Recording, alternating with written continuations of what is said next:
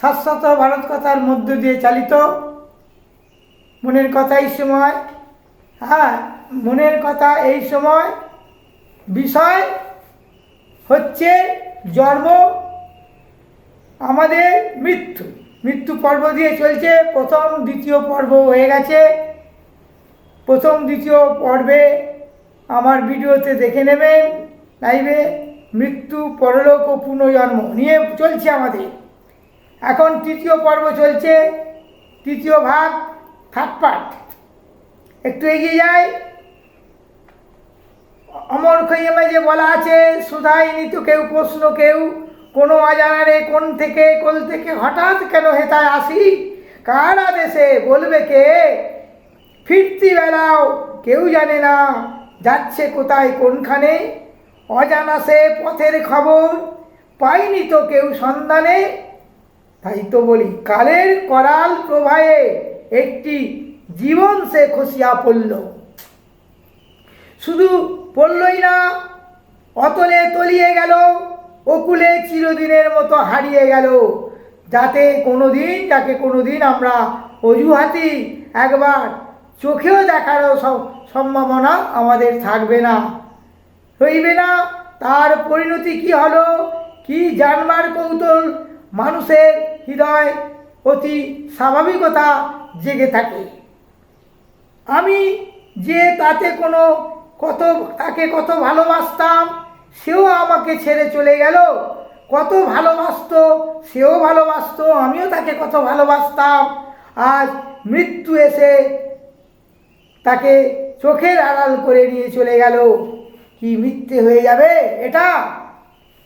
তাই তো রবীন্দ্রনাথ, কবিগুরু বিশ্বকবি রবীন্দ্রনাথ তা বলেছেন, তার ভাষায় বলি, এমন একান্ত করে পাওয়া, এমন একান্ত ছেড়ে যাওয়া, এ দুয়ের মাঝখানে কোনখানে আছে কোনো মিল, নইলে নিখিল এই নিদারুণ প্রবঞ্চনা, হাসি মুখে এতকাল নীরবে সইতে পারিত না। কিন্তু ইহকাল ও পরকালের মধ্যে যোগসূত্রের সন্ধান কে দিতে পারে? অমর খৈয়ামে আছে এ বড় বিস্ময়কর মানি, আমাদের বহু পূর্বে অগণিত কত কোটি প্রাণী পার হয়ে আধারে রুদ্ধ দেশে অনন্ত অম্বরে যারা করেছে প্রবেশ, বলো না তো কিছু তারা ফিরে এসে কেউ তারা তো কেউ বলছে না, বলে না তো কিছু তারা ফিরে এসে কেউ। পথের ইঙ্গিত মাত্র নাই দেয় একটি বিধেয়, অজানা সে ওপারে লইতে উদ্দেশ, নিজেদেরই তাই নাকি গো একে একে যেতে হয় শেষ।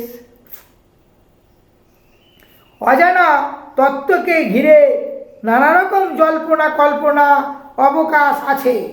সত্য মিথ্যা যাচাই করবার উপায় যেখানে নেই, সেখানে নিজের রুচি মতো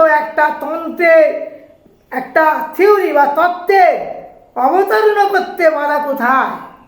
তবে শাস্ত্রের বর্ণনা আমরা বিশ্বাস করতে পারি, কারণ তা আমাদের উর্বর মস্তিষ্কের কল্পনা প্রসূত নহে, পরন্তু মুনি ঋষিদের তপস্যার ফল।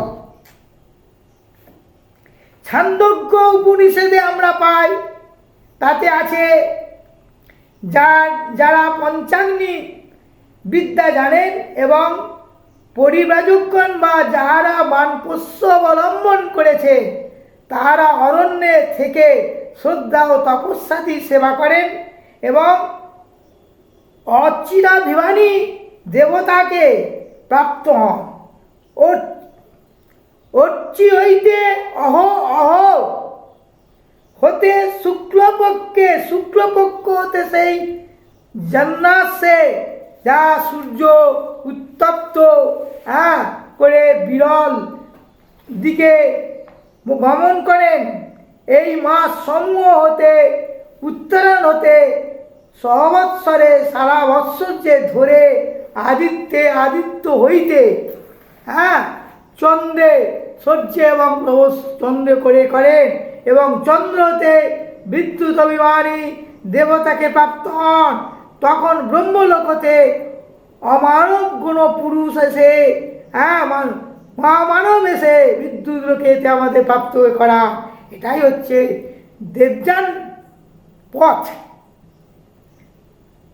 দেবযান পথ আমরা আর যেই সকল গৃহ স্বামী ইষ্ট পূর্ব ইত্যাদি অনুষ্ঠান করতেন আমরা মুন্ডনকে বলি না, আমাদের অবশিষ্ট কর্মফল দেবযান পথ আর পিতৃযান বা পিতৃযান পথে আমরা গমন করি না কেন? তারা প্রকৃতি অধীন হয়ে জন্ম ও মরণ, জন্ম এবং মরণ এই বিধান অনুসারে এই সংসারের চক্রে আমাদের পুনরাবির্ভাব ভ্রমণ করতে হয়। একথা স্বামী গম্ভীরানন্দের সম্পাদিত উপনিষদ গ্রন্থ থেকে আমরা পেয়েছি। বৃহদারণ্যক উপনিষদে আরো পাই, যারা এই রূপে পঞ্চাগ্নি বিদ্যা জানেন তারা এবং যারা বনে বাস করে তপস্যাদি করেন, ব্রহ্মের উপাসনা করেন, তারা কিছু জানতে পারে। ধ্যান ধারণা করেন, জানে ধ্যান করলে সবাই জানতে পারবে। যে করবে ধ্যান হবে তার জ্ঞান, যে করবে না কোনো ধ্যান তার হবে না কোনো জ্ঞান। এটা আমি বলছি। অর্চিতি বিদ্যুৎ তলকে পড়ে যায় প্রভুত্ব পক্ষান্তরে কারে উত্তরপ্রশ্ন। আমরা ছান্দোক্য উপনিষদ বা বৃহদারণ্যক উপনিষদ থেকে পঞ্চাগ্নি বিদ্যার উল্লেখ আছে, যা সংক্ষেপে অতি সহানুভূতি বর্ষা হতে পারে। শুক্রাবতী সুত হইতে পায় কার্যক্রমে ধীরে সৃষ্টি উন্মেষ করা যায়। উপনিষদ কৌশিকী চিত্রভঙ্গি আরুণারীকে চন্দ্রময় স্বর্গের দ্বার, যিনি তাকে যথাযথভাবে উত্তোলন করেছে। সংক্ষেপে আজ আমরা বললুম, এটা তৃতীয় পর্ব চলছে। আবার কোনো বর্ণনায় পাওয়া যায় যে অনন্তকাল স্বর্গবাস বা অনন্তকাল নরকবাসের একটা মধ্যবর্তী অবস্থান, মানে স্বর্গবাস নরকবাসের অবসান হয়ে যায়, জীব এই সংসারে পুনরায় জন্মগ্রহণ করে থাকে। আমরা উন্নততর সাধনার ক্ষেত্রে খুঁজে পাই। আমরা এই মতকেই বিশ্বাস করি। কারো মতে কোথায় স্বর্গ কোথায় নরক কে বলে তা বহুদূর, মানুষেরই মাঝে স্বর্গ নরক, মানুষেরই সুরাসুর। বিবেক জ্ঞানের বসে কর্ম করলে এই পৃথিবীতেই মানুষ স্বর্গেও সুখ ও শান্তি ভোগ করতে পারে, আর বিবেক জ্ঞান লুপ্ত হয়ে গেলে পৃথিবীতেই আমরা নরক যন্ত্রণা ভোগ করে থাকি। কবি তো তাই তো বলে গেছে, কোথায় স্বর্গ কোথায় নরক কে বলে তা বহু দূরে, মানুষের মাঝে স্বর্গ নরক, মানুষেরই সুর। এই মানুষ সুর আর অসুর, এই মধ্যে দেখুন এই আমাদের এই সোনার বাংলা ধ্বংস হয়ে গেছে, ফসল হচ্ছে না, বড় বড় এই কৃষি জমি ধনধান্যে পুষ্পে ভরা, সুজলাং সুফলাং মলয় শীতলাং বন্দে মাতরম। আমাদের বর্তমান আজকের মুখ্যমন্ত্রী শুভেন্দু অধিকারী বিদ্যালয়েতে আমাদের বন্দে মাতরম হচ্ছে, সুজলাং ফুসলাং। যতই পিতা বুদ্ধি মুখে বলি আমরা, কিছুতেই হবে না। কৃষি জমি ধ্বংস হচ্ছে, কোথায় সুজলাং সুফলাং? আমি এটা মনে করছি বারবার। আমরা হচ্ছি গরুর মাংস, গরু বয়ে নিয়ে যাচ্ছি আমরা জনগণ। গরুর মাংস কেটে জীবন্ত গরুর বস্তায় করে বড়াই করে যদি তার কাঁধে পিঠে চাপিয়ে দেওয়া, সে বহন করে নিয়ে যায়, চল চল ওখানে, চল ওখানে মাংস বিক্রি হবে, খাওয়া হবে। তার বোধ শক্তি নেই। আমাদের ভারতবর্ষ, বাংলা তথা ভারতবর্ষের জনগণের কোনো বোধ শক্তি নেই।